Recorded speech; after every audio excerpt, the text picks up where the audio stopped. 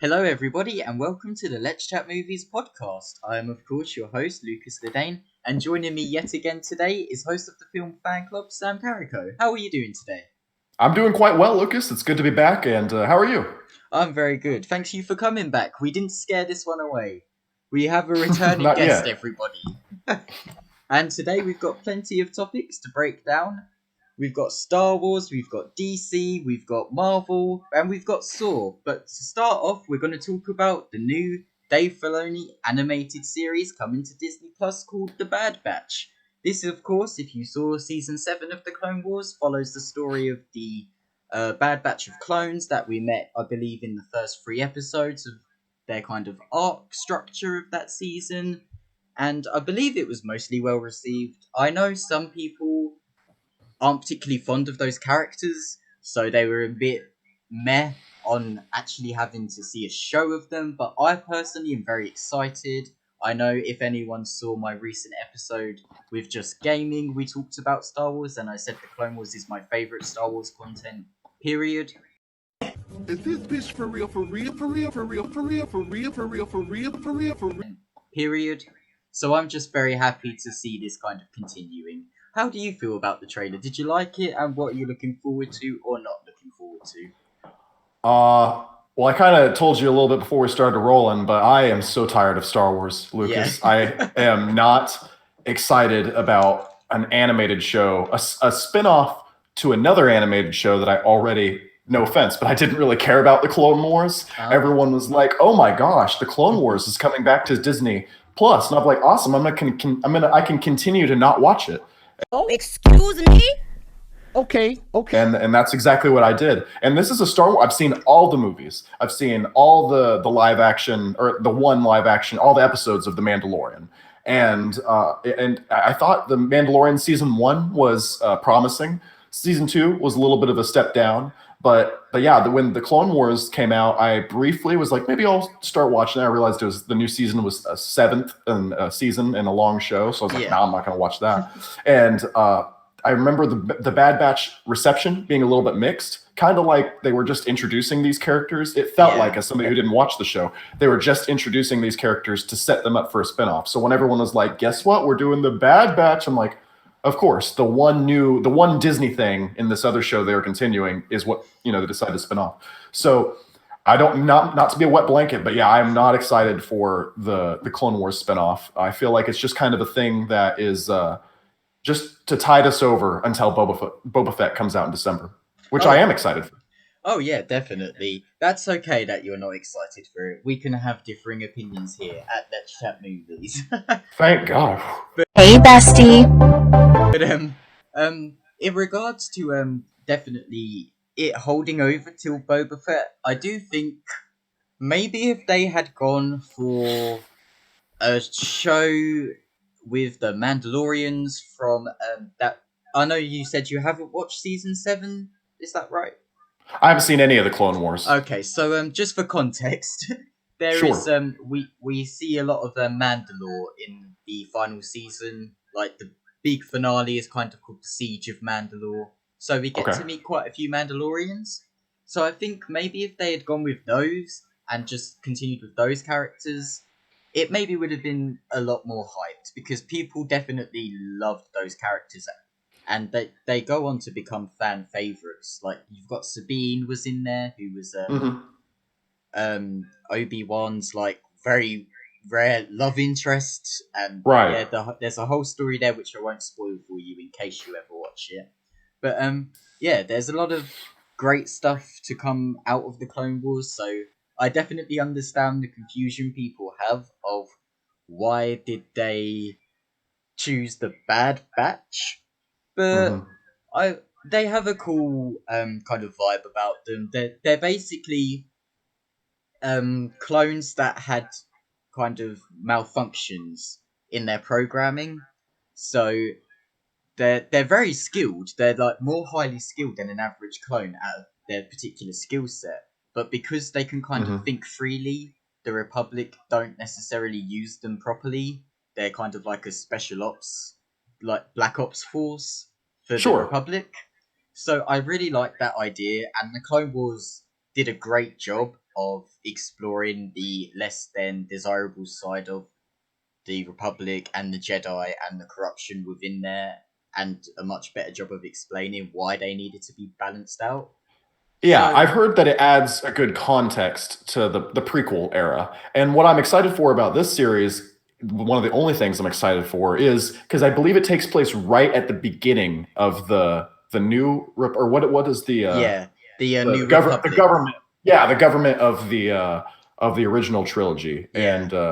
And so I would like to see that. What are things like right as the or no, sorry, not the New Republic, but the Empire, right? It's right at the beginning of the yes, sorry. yeah. Sorry, I'm sorry. I got confused between the sequel and the original Yeah. trilogy. But yeah, it's right at the beginning of the Empire era. So I kind of want to see that very beginning. We saw the very end of the Old Republic, and I kind of want to see the beginning of the Empire era. So that's kind of cool. The context that it provides, kind of like Clone Wars did. Definitely, and I won't spoil how it does, but the end of season 7 of the Clone Wars really leads into the very first kind of years. At least that's what Okay. we think, the very first years of the Galactic Empire. Sure. So I guess it's definitely a good time period for them to choose. It's like the memes say, you know, Dave Filoni said we're not doing another Clone Wars show, but this is basically another Clone Wars show. Except Right. it's with the Republic instead of the Clone Wars. So I Right, guess you're right. not excited for it, but I am. Now this will be a one that maybe if I decide to watch it, it'll be all at once in a weekend after the whole series is aired. Mm. But I have no interest in seeing the Clone Wars, so I can't see myself watching this for fun. That's fair. I will ask though, what did you think of the animation style? Like, aside from the whole Star Wars thing, like, do you like the animation style? Because that's been my favorite thing about the Clone Wars the entire time. I do not like the animation style. It's And I have to defend myself because there's nobody else out there defending Onika Tanya Mirage. So I have to defend myself. better than Rebels. It doesn't feel as cheap as Rebels, but I hate that that 3D animation. We were talking about how good Invincible is, and one thing, even though that does feel cheap at times as well, I appreciate a 2D animated style that I grew up with. I'm biased because I grew up watching cartoons in the late 90s, early 2000s. So, you know, Batman the Animated Series, Batman Beyond, Yeah. Spider-Man the Animated Series. That 2D animation style is what I really prefer. So there's something inherently a little cheap feeling about this blocky 3D style that they're going for here. I can see that. I can definitely see that. I do think it's quite. I do think it's a very particular art style that they go for. So I can see why you don't particularly enjoy it, and why some people definitely don't enjoy it. I personally. And again, it's love my it. bias. Yeah. It very much comes down to personal taste. I know, obviously, we've Sure. talked a lot about the Snyder Cut on this channel before, and A lot of that is the same. with very personal lot. taste. Yeah, exactly. It's very divisive, and Star Wars is the king of divisive at the moment. And that goes into it as well, Lucas, is I don't have a lot of faith in this current regime. So the current regime at Lucasfilm, what I mean by that. So I can't see myself getting excited for. I mean, the weird thing is they're doing this High Republic novel series, and I would like to see an animated or a television adaptation of that. That sounds a little bit more interesting than what if it was the Clone Wars, but it was edgy Clone Wars? I'm like, They are doing. Oh, they're doing a series. It's not like called that, but it takes place in that time period. sure. I can't remember what it's called though, because they announced a ton of series. It was just Yeah. happened to be a series they're going to be doing. I can't remember if it was going to be animated or live action though. I guess Here's we'll have hoping. to see. Well, I guess you'd prefer live action for this one. Yeah, that's why. Yeah, here's hoping. If it's Dave Filoni involved. So yeah, And Dave Filoni, I believe he's behind the Well, him and Jon Favreau together are kind of behind the Mandalorian, and they've done a great job with live action so far in they terms are. of that. Yeah, I didn't like, as the viewers probably already know, I didn't like The Mandalorian season 2, but I love season 1. So yeah, I think- Exactly. Yeah, it was season 2 was a step down for sure. yeah, as I said, to me it was literally American. If Ryan Murphy got a hold of Star Wars and kind of put an American Horror Story approach to it, of just putting all this random stuff in there to kind of have these characters, and then stretch it together by a really thin story. Mhm. Yeah, I hate the episodic format of Yeah. of the Mandalorian. It's just so like I don't they would have the previously on segments there, and that's what I appreciate about the Marvel shows is each episode leads into the next for the most part. Yeah. And with the Mandalorian, it was like I could just pick a random episode and watch it, and I don't like that. I like a continuous story, and I think that's also a problem with the Clone Wars. But that's what it's made for. It's made for a younger audience than something like WandaVision, I think. And I guess it's very much kind of just exists to be the launching platform for the rest of the spin-off shows.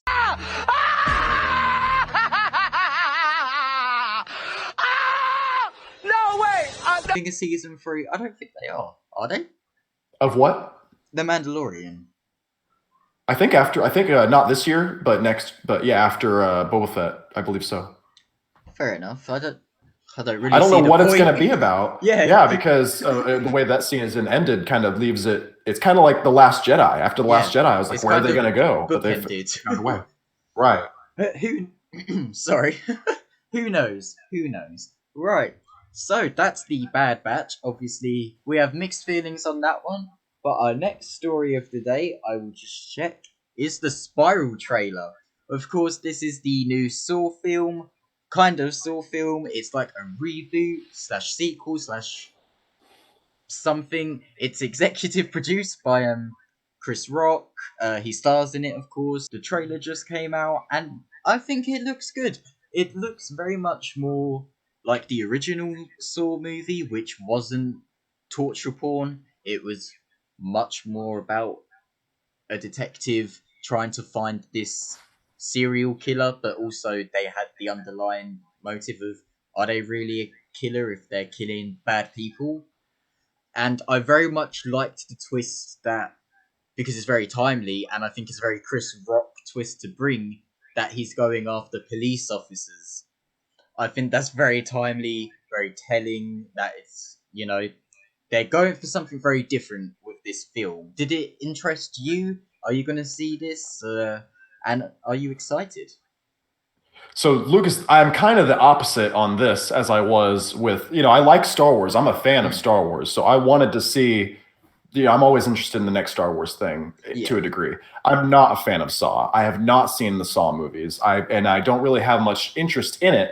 But then I saw this trailer because I knew it was going to be a topic today. And when I saw this trailer, I was like, oh boy, this actually looks like you hit the nail on the head, like something different. It's a fun detective story. It's not torture porn, because that's the stereotype that everybody has about Saw, isn't it? That it's just going to be nothing but people, do. And there's a little bit of that, you get that hint at the end that, no, is Chris Rock going to have to saw his arm off?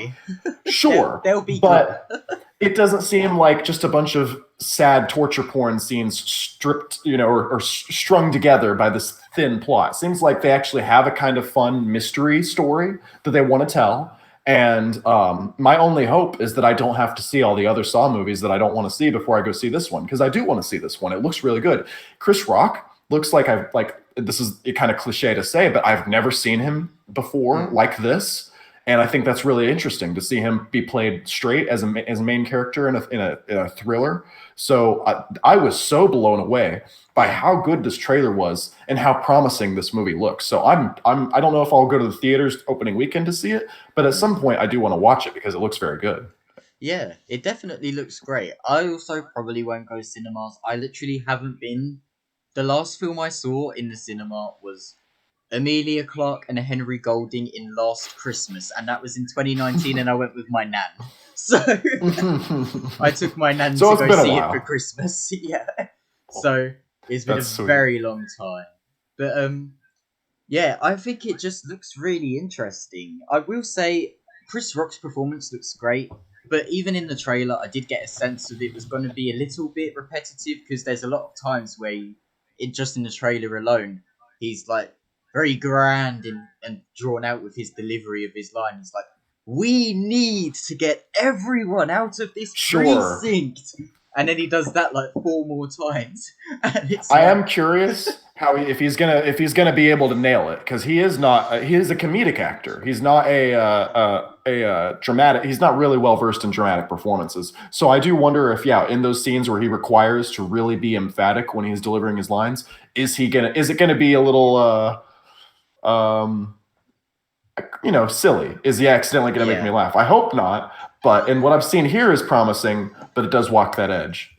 Yeah, definitely. Okay, so the next topic of the day, we have some official Snyder Cup stats finally. HBO Max have released a couple of numbers, and the fans have been really good at kind of putting together some comprehensive lists and statistics of how it's done worldwide. So we have some figures here for me to read for you. It led to a 64% increase in app downloads. Obviously, this is in the US, this particular stat. The same goes for this one, which is 6.6 million people tuned in to watch it over the 4 days of its first release. So I think that includes... It released on a Thursday, right? Yeah. Includes what? Yeah, it released on a Thursday? Yeah. Yeah. So that's, I guess, means it kind of includes the entire week that it was released. So it's opening weekend. If it was That makes sense. If it was to be counted as a box office kind of film, obviously that could mean they just left it on. Obviously I know some people were putting it on multiple devices to kind of stream at the same time to boost the numbers, but overall there's definitely a large portion of those people that must have watched it in one sitting. I mean, I believe you did, didn't you? You said you did? The second time, I enjoyed it so much. The first time I was very excited for the Snyder Cut, so I did watch it like in the middle of the night. I started it, and then I got a little tired. So at around halfway point, I think you pointed out when the intermission was like 2.5 hours in or something like that.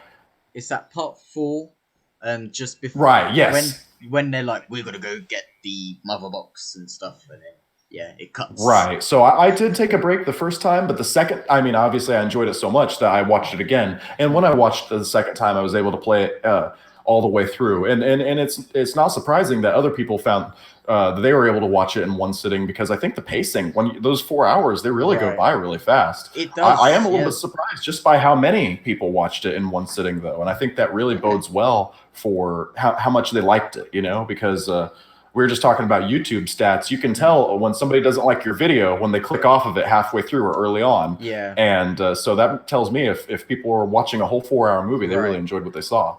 100%. I mean, these stats as well, just continuing to prove everyone's point. Restore the Snyderverse. Come on. Absolutely. I mean, the rumors are still floating around, and a little kind of topic I guess we can add on to this is Dwayne Johnson recently came out with that Black Adam teaser, and in it he hinted heavily that this is, at least in his head, maybe not in Walter Hamada's head, but in his head this is canon with Zack Snyder's Justice League, and he said he would love to see them face off at some point. So they also have Dwayne Johnson advocating for the Snyderverse, and he is a big force. I mean, he joined Fast and Furious, and because of his problems with Vin Diesel, they didn't fire him. They gave him his own spin-off film. Mm-hmm. So he knows how to kind of get the studio to get their stuff together. So do you think this is going to help the Restore the Snyderverse movement? Well, I don't know if Dwayne Johnson particularly is going to single-handedly save the Snyderverse, but having someone as powerful as him, I mean, you mentioned it, but he is on the good side of the studio. And if somebody who is making a lot of money for the studio says, I would be interested in this project if you continued it, if you continued, he's mentioned he wants to fight off against Superman at some point.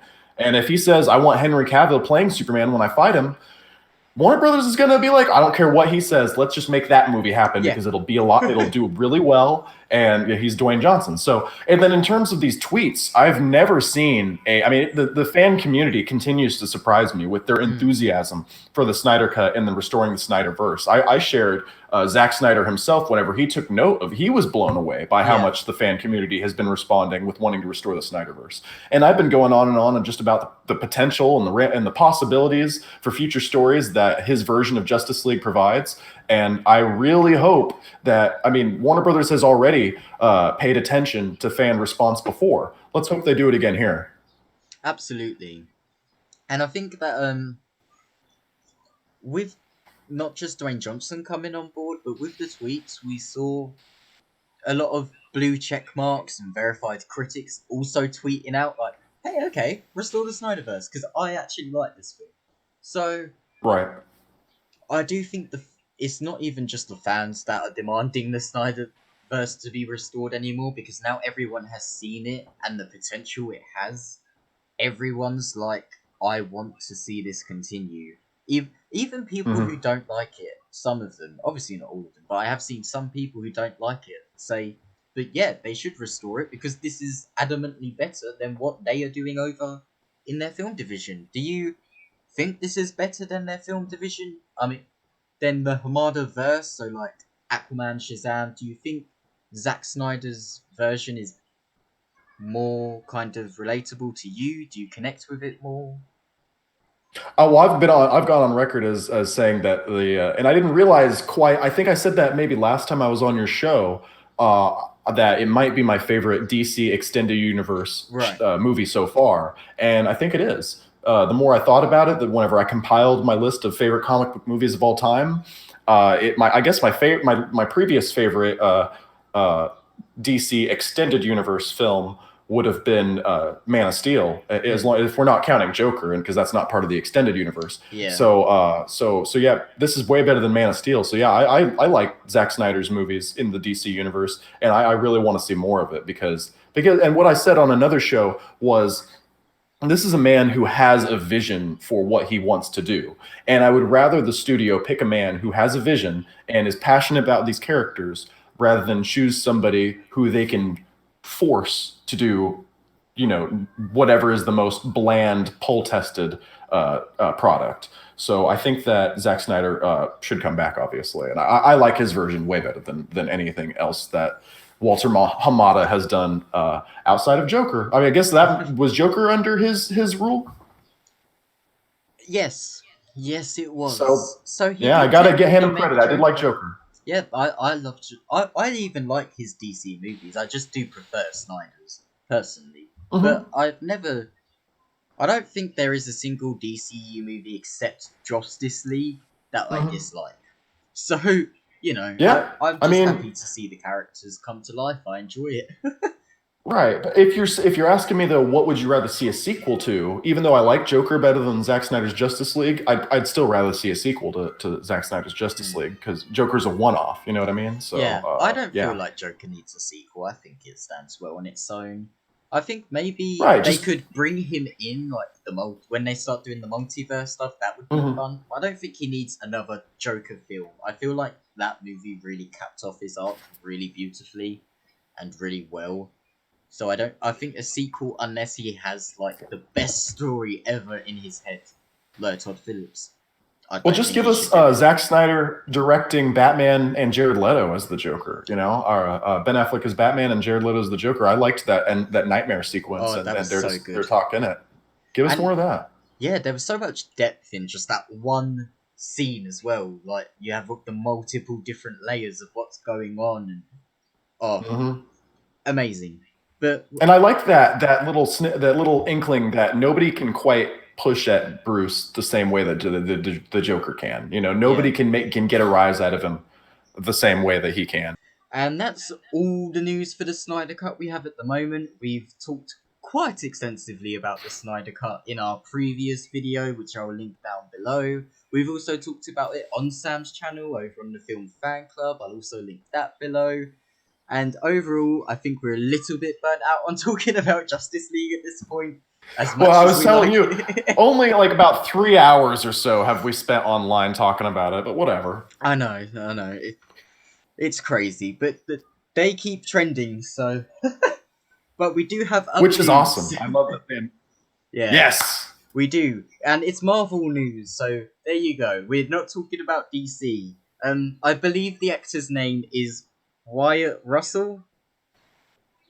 Okay, it's Wyatt Russell, and he is playing... I haven't seen The Falcon and the Winter Soldier, but I've been watching reactions and I know the basic premise of what happens. So my understanding, I need you to confirm, he is who Sam chose to be Captain America because he didn't feel like he could be Captain America. Right, yeah. So at the beginning, in the very first episode, it picks up where Endgame left off, where Sam has the shield. He doesn't quite know what to do with it. And he ends up giving it back to the U.S. government because he feels like that it should just be in their hands. And the U.S. government is like, well, we need a new Captain America. So they like do like an open audition process, I guess, and find Wyatt Russell, and he's the new Captain America now, and he has the original shield. And then so the story is the fans MCU fans have bullied him off of Twitter. He deactivated his Twitter, and particularly with the amount of talk going on right now about toxic fandom, you know, not just from DC, there's lots of toxic fandoms out there. I believe every fandom has a toxic section. I'm a fan of RuPaul's Drag Race, and that fandom has a really big racism problem that needs to be addressed, and it isn't. So toxic fandom is everywhere, but I feel like MCU stans have for a long time been given a pass with it by media. Not by like average people, because a lot of average people will say, yeah, MCU stans can be very toxic. I've experienced it myself because I dislike a number of MCU films. I also love a lot of them. I just there's some I feel are very basic. Right. So yeah, they bullied him off of Twitter because I guess they didn't like him. I don't know. Honestly, I never saw the tweets, but it trended when he deactivated it. Marvel trended, and then Riot Russell. Oh my god, Wyatt Russell trended on Twitter, and yeah, it was mad. I mean, do you know why they are so aggressively attacking the poor man? Oh, I think it's just he's new Captain America at this point in the show. I think that it's really hard to see Chris Evans be replaced in any capacity. But what on my show, my buddy Peyton and I were discussing is he's just got the most punchable face in the world. And the way they play this character, especially if you've seen the show at this point where we're at the end of episode 2, he's kind of, a heel to Bucky and the Falcon. And I kind of want to see where they go with it. And honestly, speaking of where they go with it, I have a bit of a theory about this. I think that he's preemptively deactivating his Twitter account. I think it's probably not so much in reaction to what's happened so far, partially so, but I think he realizes that what this show has in store for the fans, they're going to make him. They're going to hate him even more because if you look at the comic book origins of John Walker, the character that he plays, he is a villain at some point. Right. So I think this show has already made fans hate his character, and that's what they're going for. But I think that they're really going to hate him by the time the show's over. And I wouldn't be surprised if Wyatt Russell just doesn't want to have to deal with that up and down weekly, like, oh my God, you're the worst response until the show's finished. And I think when the show's finished, us fans will really appreciate the character for what he was, which is the villain. I mean, I appreciate him. I loved him in 22 Jump Street. He was one of the best things about that movie with his just everything. I feel really bad for him, and I hope he's doing well. And don't come back to Twitter. Just take a break for a bit. Come back when the show's done, and see how everyone feels. But speaking of, the thing.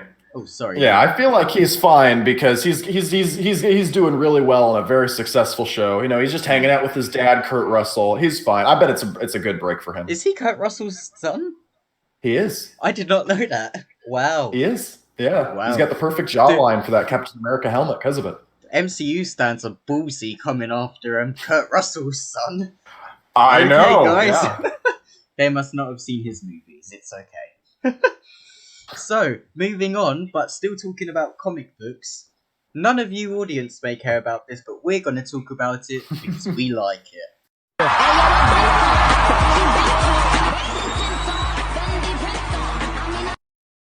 Invincible is a show that debuted on Amazon Prime and nobody seems to have noticed. It's unfortunate because it did come out like the same weekend as the Snyder Cut and the Falcon and the Winter Soldier. But, I mean, it's releasing weekly, so it has the chance to trend. So I guess people are just not a fan of it. I don't know, but we like it, and we just kind of want to give you guys a quick, essentially, free promo of Invincible. So, Sam, I'll give you the honours of, without spoilers, describing the basic plot of Invincible.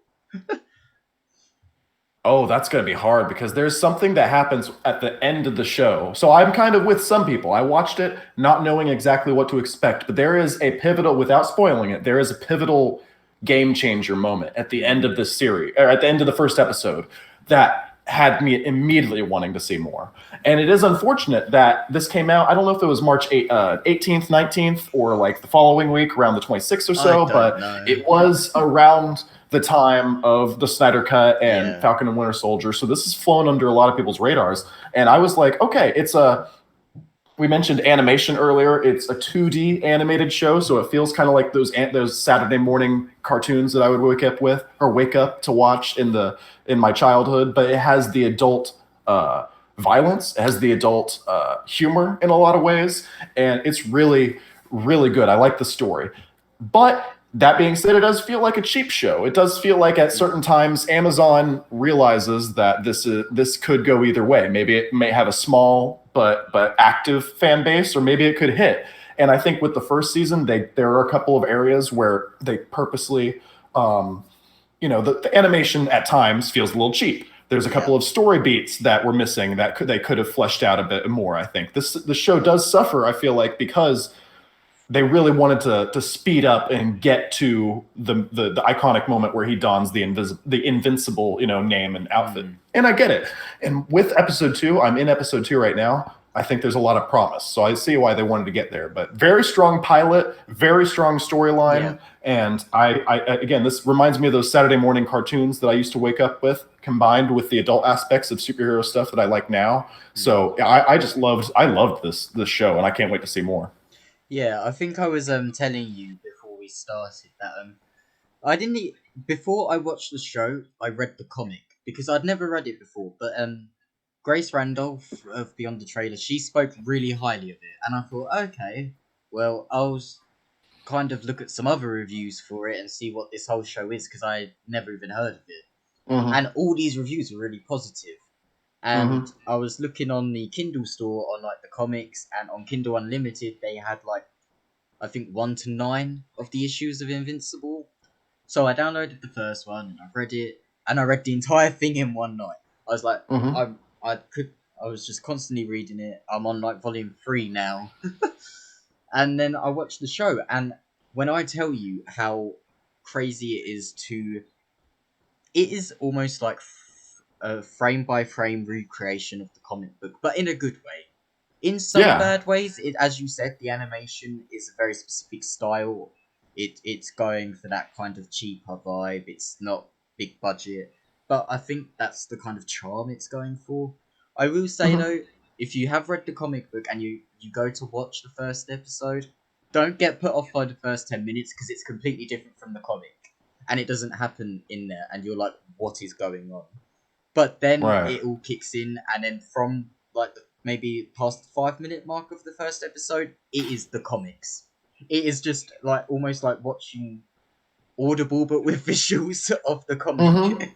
So it's really good. We really recommend it. And what Amazon has done is, with The Boys and now Invincible, is found these smaller comic book properties that a lot of us have never even heard of. And I was blown away with The Boys, and immediately wanting to learn more about the comic book lore of that story. So I think Invincible has a lot of promise to do the same thing. And I'm, again, really excited to see where they go with this series. Yeah. Well, guys, that about wraps it up for all the topics we have today. Thank you so much for joining me again, Sam. Everybody, thank you for joining the Let's Chat Movies podcast. I'll be back again soon. Until then, we'll see you next time. Bye. Thank you so much, Lucas. Looking forward to seeing you soon. No problem. Bye.